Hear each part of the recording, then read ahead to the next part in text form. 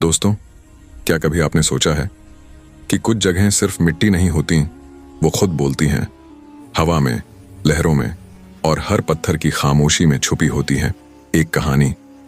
ऐसी कहानी जिसे सुनने के बाद दिल कह उठे, ये धरती साधारण नहीं है।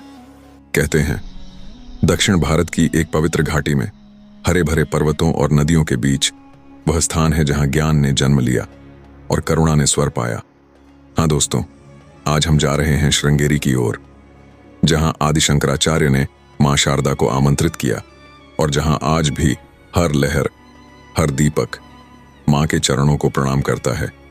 लेकिन अब सवाल उठता है, आखिर क्यों चुनी गई श्रृंगेरी ही इस दिव्य कार्य के लिए, और कैसे यहां प्रकट हुई ज्ञान की देवी मां शारदा। श्रृंगेरी शक्तिपीठ जहां ज्ञान ने रूप लिया। चलिए दोस्तों, शुरू करते हैं एक ऐसी दिव्य कथा जिसने पूरे भारत को प्रकाश से भर दिया। श्रृंगेरी वह हरा भरा उपवन स्थल है जहां तुंगा नदी अपने शांत प्रवाह में बहती है। यहाँ की पवित्रता का उल्लेख पुराणों और स्थानीय कथाओं में मिलता है।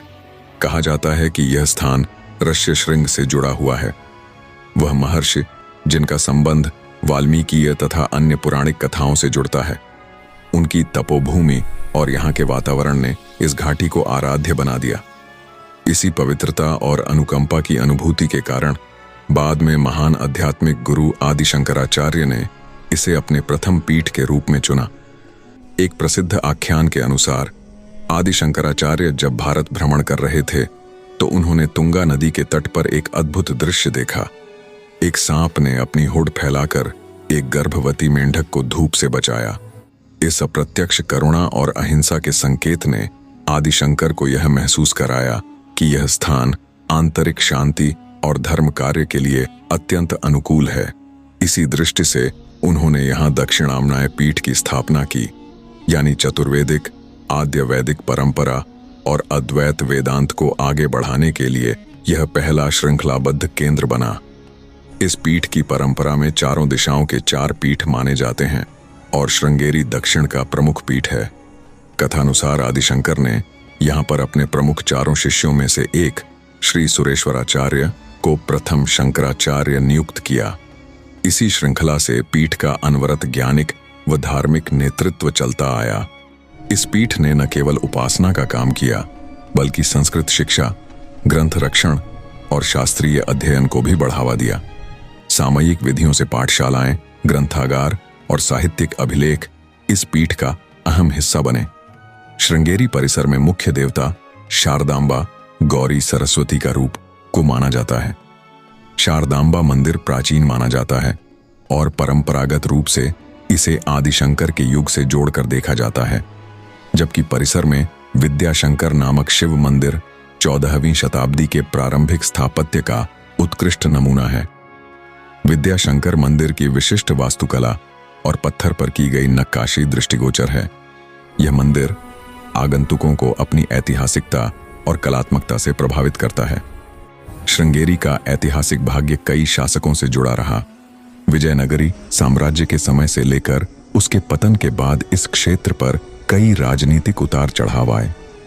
केलादी नायकों ने श्रृंगेरी का समर्थन किया और लंबे समय तक पीठ को दान भेंट और संरक्षण दिया।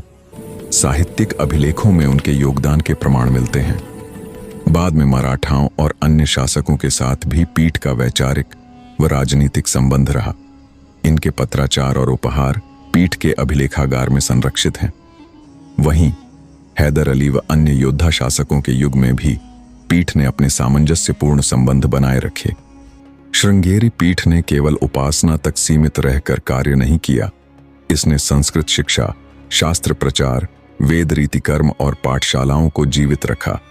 पीठ के ग्रंथालयों में अनेक प्राचीन पांडुलिपियां सुरक्षित रहीं।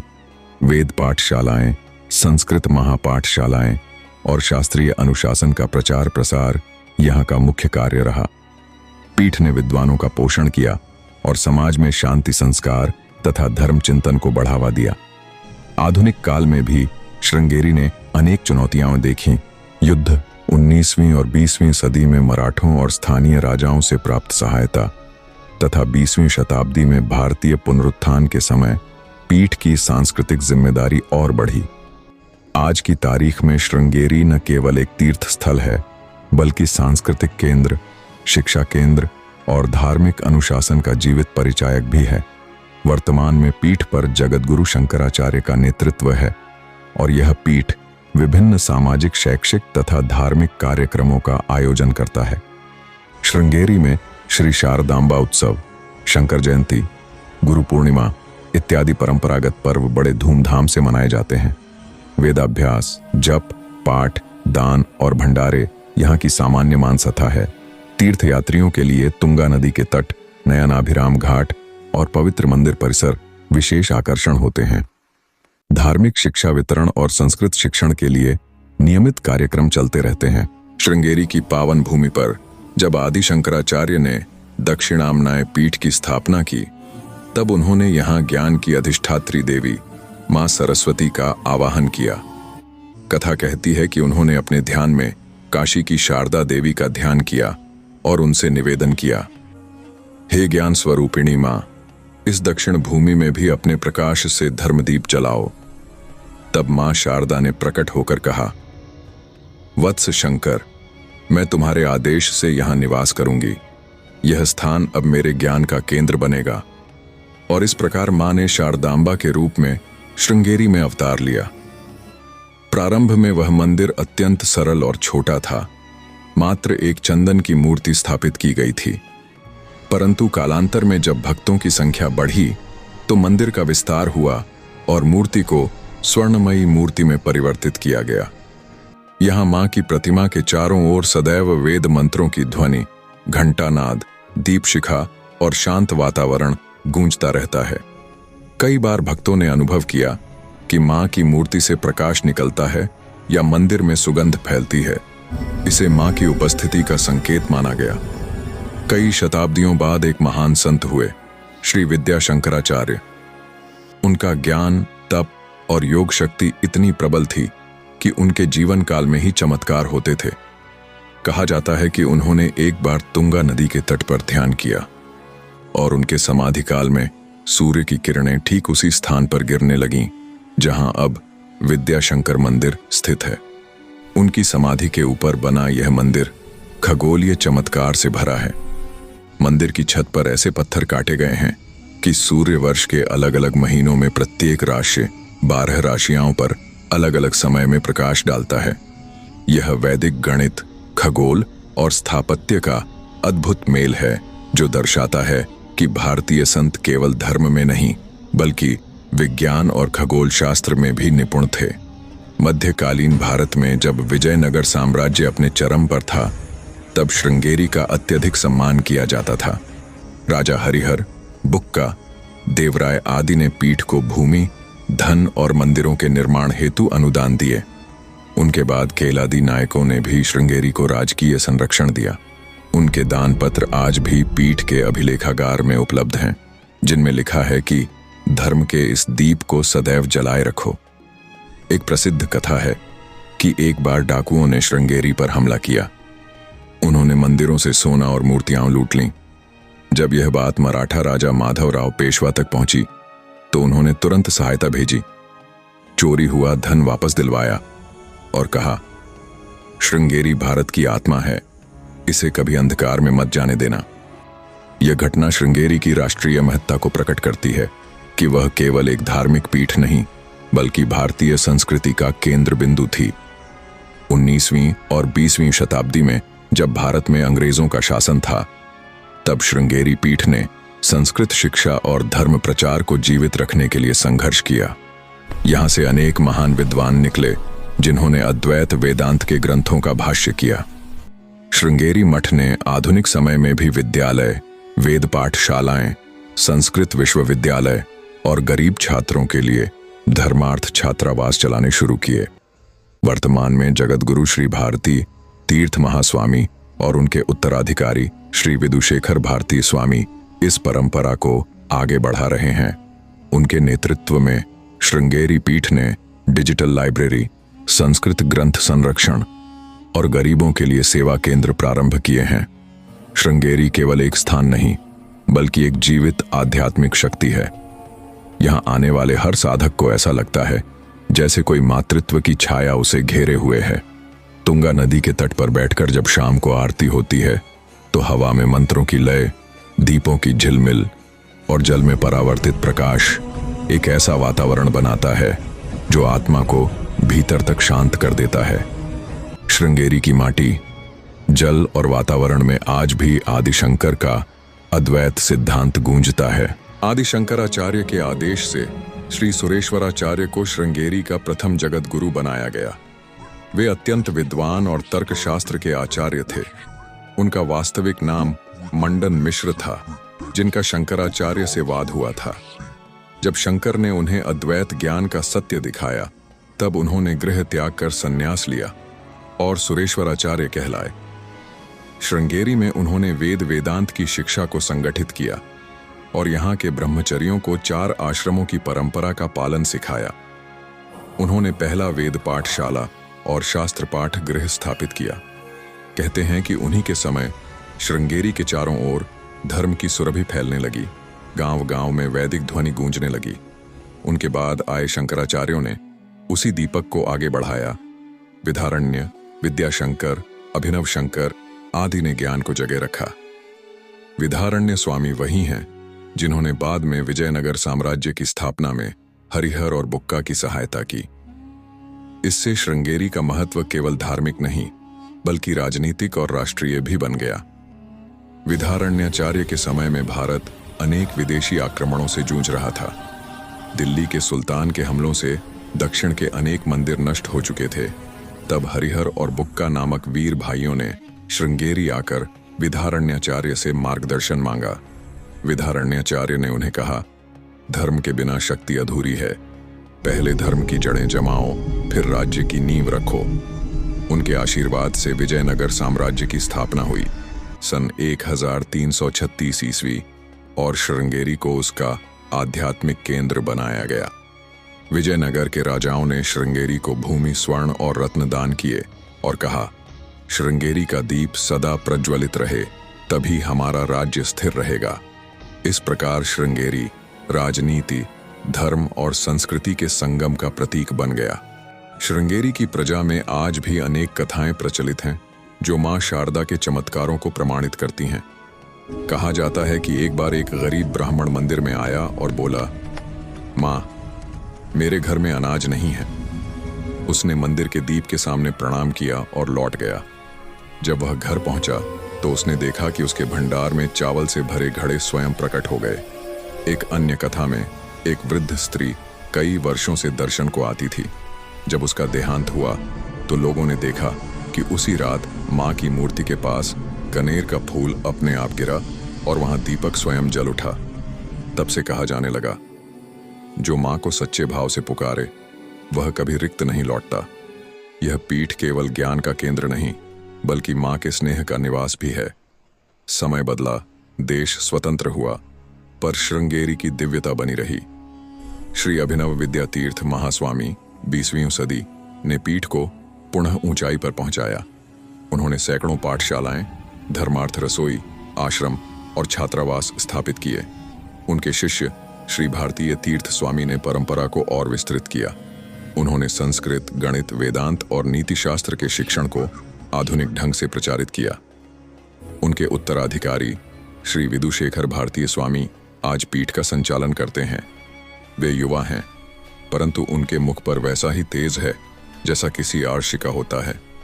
श्रृंगेरी आज भी विश्व भर में अद्वैत वेदांत के जीवित प्रतीक के रूप में जाना जाता है।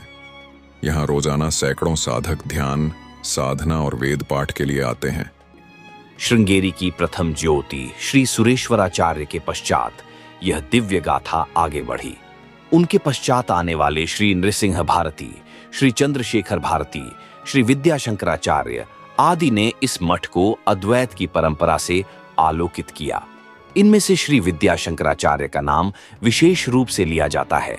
उनका ज्ञान इतना प्रखर था कि वे वेदांत और गणित दोनों में पारंगत थे। उनके समय में बना विद्याशंकर मंदिर आज भी खगोलीय और स्थापत्य चमत्कार का जीवित प्रमाण है। कहा जाता है कि उन्होंने तारों की गति और सूर्य के प्रकाश से काल गणना यंत्र रच दिया था।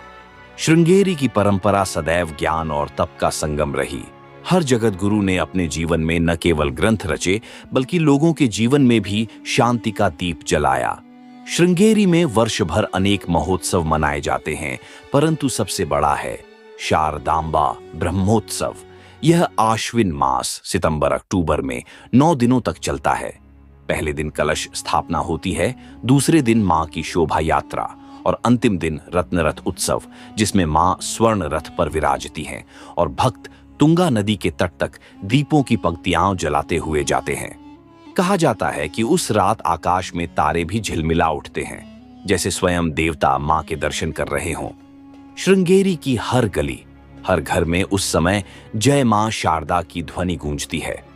अन्य पर्व जैसे गुरु पूर्णिमा, शंकर जयंती, नवरात्रि और दीपावली भी यहाँ भव्य रूप से मनाए जाते हैं।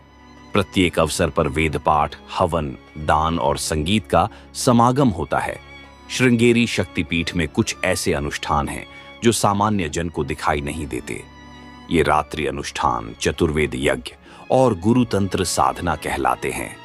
रात के तीसरे प्रहर में जब पूरा नगर सो जाता है, मठ के कुछ चयनित ब्राह्मण दियों की रेखा बनाकर मां शारदा के सम्मुख सर्व ज्ञान प्रदायिनी विद्या मंत्र का जप करते हैं।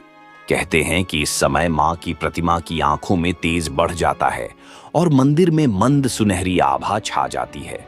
वह क्षण इतना पवित्र होता है कि वहां केवल श्रद्धा ही बोलती है। यह अनुष्ठान विद्या, धैर्य और आत्मिक उन्नति के लिए किया जाता है। श्रृंगेरी के आचार्य कहते हैं, यहाँ किया गया एक मंत्र जप अन्यत्र 1000 गुना फल देता है। श्रृंगेरी की परंपरा में गुरु शिष्य संबंध सबसे पवित्र माना गया है। जब कोई ब्रह्मचारी सन्यास की दीक्षा लेता है तो पहले वह मां शारदा के चरणों में प्रणाम करता है, फिर अपने गुरु के समीप जाकर शरण मांगता है। गुरु अपने कर कमलों से उसके मस्तक पर जल छिड़कते हैं और कहते हैं, अब तू स्वयं ज्ञान का दीपक है और तेरे माध्यम से मां का प्रकाश फैलेगा। श्रृंगेरी के ग्रंथों में लिखा है, जो शिष्य गुरु का पूर्ण आज्ञाकारी बनता है उसी के भीतर शारदा स्वयं निवास करती हैं। यही कारण है कि आज भी श्रृंगेरी के ब्रह्मचारी दिन की शुरुआत गुरु स्तोत्र और शारदा वंदना से करते हैं। आज श्रृंगेरी केवल दक्षिण भारत का नहीं, बल्कि संपूर्ण विश्व का आध्यात्मिक दीपक बन चुका है। भारत के हर कोने में दिल्ली, वाराणसी, मुंबई, चेन्नई श्रृंगेरी मठ की शाखाएं हैं।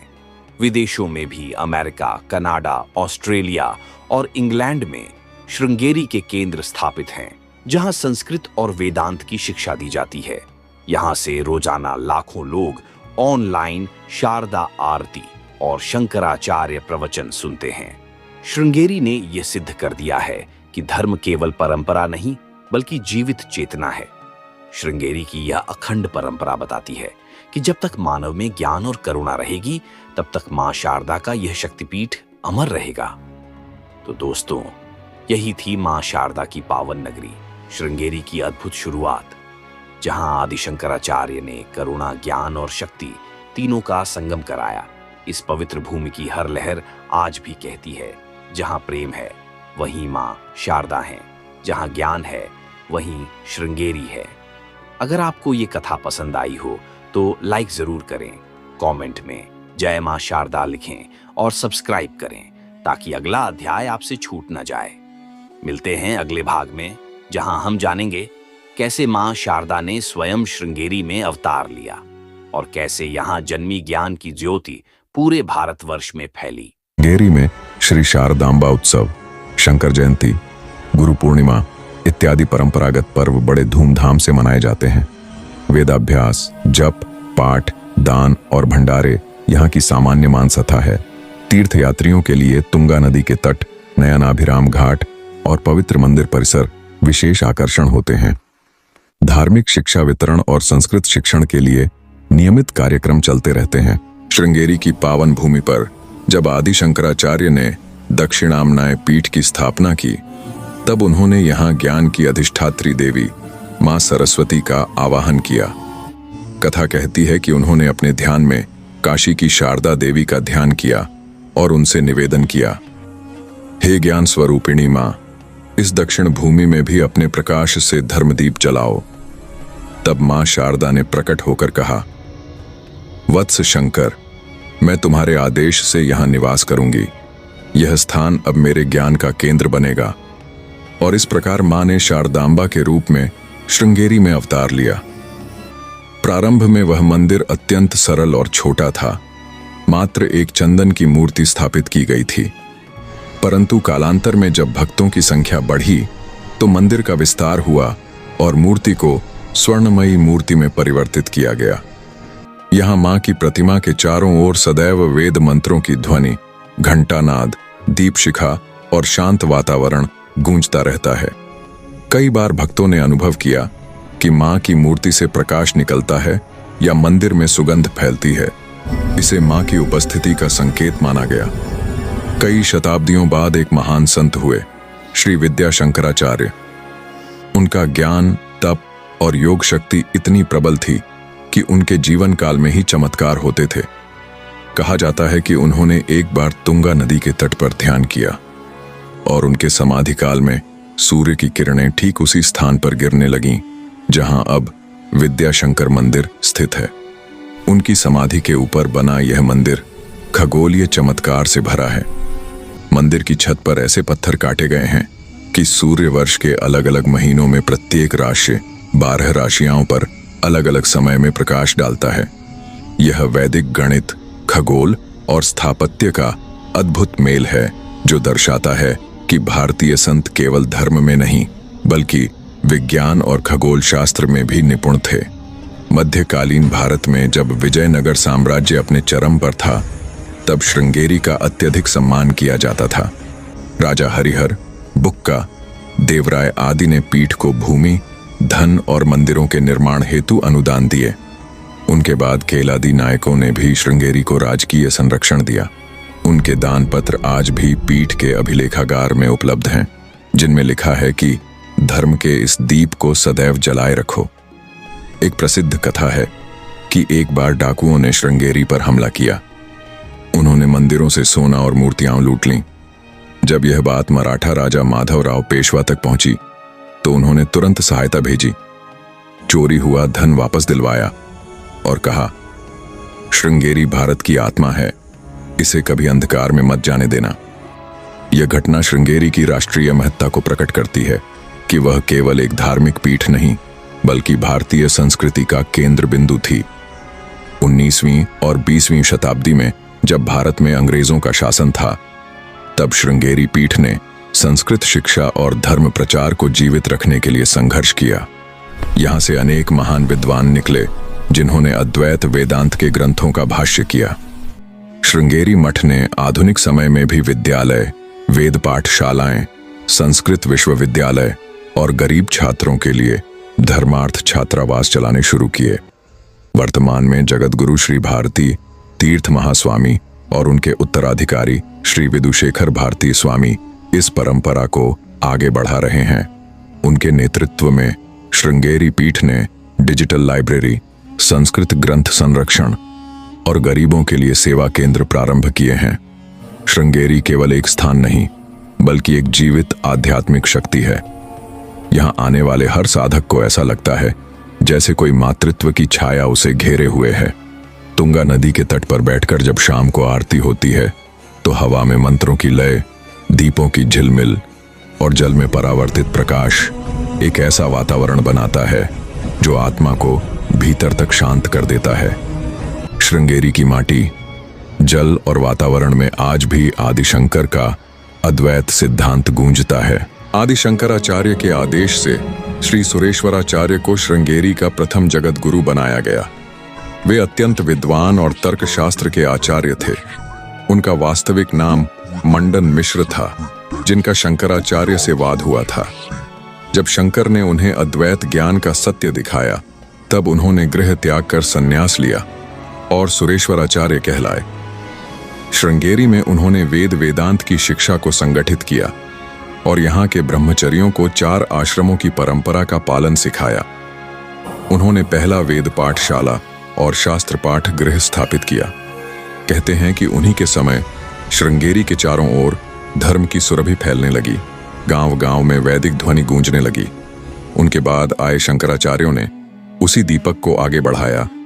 विद्यारण्य, विद्याशंकर, अभिनव शंकर आदि ने ज्ञान को जगह रखा। विद्यारण्य स्वामी वही हैं जिन्होंने बाद में विजयनगर साम्राज्य की स्थापना में हरिहर और बुक्का की सहायता की। इससे श्रृंगेरी का महत्व केवल धार्मिक नहीं बल्कि राजनीतिक और राष्ट्रीय भी बन गया। विद्यारण्याचार्य के समय में भारत अनेक विदेशी आक्रमणों से जूझ रहा था। दिल्ली के सुल्तान के हमलों से दक्षिण के अनेक मंदिर नष्ट हो चुके थे।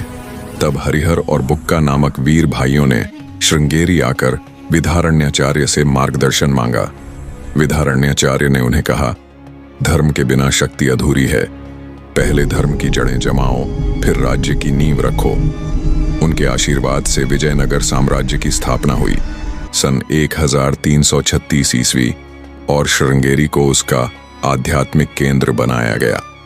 विजयनगर के राजाओं ने श्रृंगेरी को भूमि, स्वर्ण और रत्न दान किए और कहा, श्रृंगेरी का दीप सदा प्रज्वलित रहे, तभी हमारा राज्य स्थिर रहेगा। इस प्रकार श्रृंगेरी राजनीति, धर्म और संस्कृति के संगम का प्रतीक बन गया। श्रृंगेरी की प्रजा में आज भी अनेक कथाएं प्रचलित हैं जो मां शारदा के चमत्कारों को प्रमाणित करती हैं। कहा जाता है कि एक बार एक गरीब ब्राह्मण मंदिर में आया और बोला, मां, मेरे घर में अनाज नहीं है। उसने मंदिर के दीप के सामने प्रणाम किया और लौट गया। जब वह घर पहुंचा तो उसने देखा कि उसके भंडार में चावल से भरे घड़े स्वयं प्रकट हो गए। एक अन्य कथा में एक वृद्ध स्त्री कई वर्षों से दर्शन को आती थी। जब उसका देहांत हुआ तो लोगों ने देखा कि उसी रात मां की मूर्ति के पास कनेर का फूल अपने आप गिरा और वहां दीपक स्वयं जल उठा। तब से कहा जाने लगा, जो मां को सच्चे भाव से पुकारे वह कभी रिक्त नहीं लौटता। यह पीठ केवल ज्ञान का केंद्र नहीं बल्कि मां के स्नेह का निवास भी है। समय बदला, देश स्वतंत्र हुआ, पर श्रृंगेरी की दिव्यता बनी रही। श्री अभिनव विद्यातीर्थ महास्वामी 20वीं सदी ने पीठ को पुनः ऊंचाई पर पहुंचाया। उन्होंने सैकड़ों पाठशालाएं, धर्मार्थ रसोई, आश्रम और छात्रावास स्थापित किए। उनके शिष्य श्री भारतीय तीर्थ स्वामी ने परंपरा को और विस्तृत किया। उन्होंने संस्कृत, गणित, वेदांत और नीति शास्त्र के शिक्षण को आधुनिक ढंग से प्रचारित किया। उनके उत्तराधिकारी श्री विदुशेखर भारतीय स्वामी आज पीठ का संचालन करते हैं। वे युवा हैं, परंतु उनके मुख पर वैसा ही तेज है जैसा किसी आर्षि का होता है। श्रृंगेरी आज भी विश्व भर में अद्वैत वेदांत के जीवित प्रतीक के रूप में जाना जाता है। यहाँ रोजाना सैकड़ों साधक ध्यान, साधना और वेद पाठ के लिए आते हैं। श्रृंगेरी की प्रथम ज्योति श्री सुरेश्वराचार्य के पश्चात यह दिव्य गाथा आगे बढ़ी। उनके पश्चात आने वाले श्री नृसिंह भारती, श्री चंद्रशेखर भारती, श्री विद्याशंकराचार्य आदि ने इस मठ को अद्वैत की परंपरा से आलोकित किया। इनमें से श्री विद्याशंकराचार्य का नाम विशेष रूप से लिया जाता है। उनका ज्ञान इतना प्रखर था कि वे वेदांत और गणित दोनों में पारंगत थे। उनके समय में बना विद्याशंकर मंदिर आज भी खगोलीय और स्थापत्य चमत्कार का जीवित प्रमाण है। कहा जाता है कि उन्होंने तारों की गति और सूर्य के प्रकाश से काल गणना यंत्र रच दिया था। श्रृंगेरी की परंपरा सदैव ज्ञान और तप का संगम रही। हर जगत गुरु ने अपने जीवन में न केवल ग्रंथ रचे बल्कि लोगों के जीवन में भी शांति का दीप जलाया। श्रृंगेरी में वर्ष भर अनेक महोत्सव मनाए जाते हैं, परंतु सबसे बड़ा है शारदांबा ब्रह्मोत्सव। यह आश्विन मास सितंबर-अक्टूबर में 9 दिनों तक चलता है। पहले दिन कलश स्थापना होती है, दूसरे दिन मां की शोभा यात्रा और अंतिम दिन रत्नरथ उत्सव, जिसमें मां स्वर्ण रथ पर विराजती हैं और भक्त तुंगा नदी के तट तक दीपों की पंक्तियां जलाते हुए जाते हैं। कहा जाता है कि उस रात आकाश में तारे भी झिलमिला उठते हैं, जैसे स्वयं देवता मां के दर्शन कर रहे हों। श्रृंगेरी की हर गली, हर घर में उस समय जय मां शारदा की ध्वनि गूंजती है। अन्य पर्व जैसे गुरु पूर्णिमा, शंकर जयंती, नवरात्रि और दीपावली भी यहाँ भव्य रूप से मनाए जाते हैं। प्रत्येक अवसर पर वेद पाठ, हवन, दान और संगीत का समागम होता है। श्रृंगेरी शक्तिपीठ में कुछ ऐसे अनुष्ठान हैं जो सामान्य जन को दिखाई नहीं देते। ये रात्रि अनुष्ठान, चतुर्वेद यज्ञ और गुरुतंत्र साधना कहलाते हैं। रात के तीसरे प्रहर में जब पूरा नगर सो जाता है, मठ के कुछ चयनित ब्राह्मण दियों की रेखा बनाकर मां शारदा के सम्मुख सर्व ज्ञान प्रदायिनी विद्या मंत्र का जप करते हैं। कहते हैं कि इस समय मां की प्रतिमा की आंखों में तेज बढ़ जाता है और मंदिर में मंद सुनहरी आभा छा जाती है। वह क्षण इतना पवित्र होता है कि वहां केवल श्रद्धा ही बोलती है। यह अनुष्ठान विद्या, धैर्य और आत्मिक उन्नति के लिए किया जाता है। श्रृंगेरी के आचार्य कहते हैं, यहाँ किया गया एक मंत्र जप अन्यत्र 1000 गुना फल देता है। श्रृंगेरी की परंपरा में गुरु शिष्य संबंध सबसे पवित्र माना गया है। जब कोई ब्रह्मचारी सन्यास की दीक्षा लेता है तो पहले वह मां शारदा के चरणों में प्रणाम करता है, फिर अपने गुरु के समीप जाकर शरण मांगता है।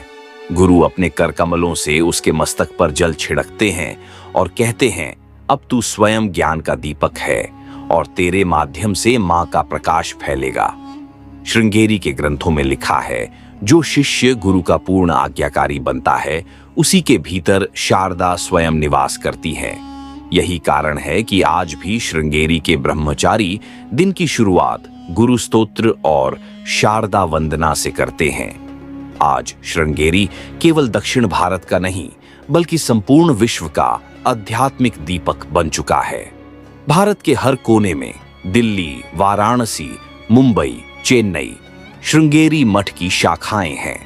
विदेशों में भी अमेरिका, कनाडा, ऑस्ट्रेलिया और इंग्लैंड में श्रृंगेरी के केंद्र स्थापित हैं, जहां संस्कृत और वेदांत की शिक्षा दी जाती है। यहां से रोजाना लाखों लोग ऑनलाइन शारदा आरती और शंकराचार्य प्रवचन सुनते हैं। श्रृंगेरी ने यह सिद्ध कर दिया है कि धर्म केवल परंपरा नहीं बल्कि जीवित चेतना है। श्रृंगेरी की यह अखंड परंपरा बताती है कि जब तक मानव में ज्ञान और करुणा रहेगी तब तक मां शारदा का यह शक्तिपीठ अमर रहेगा।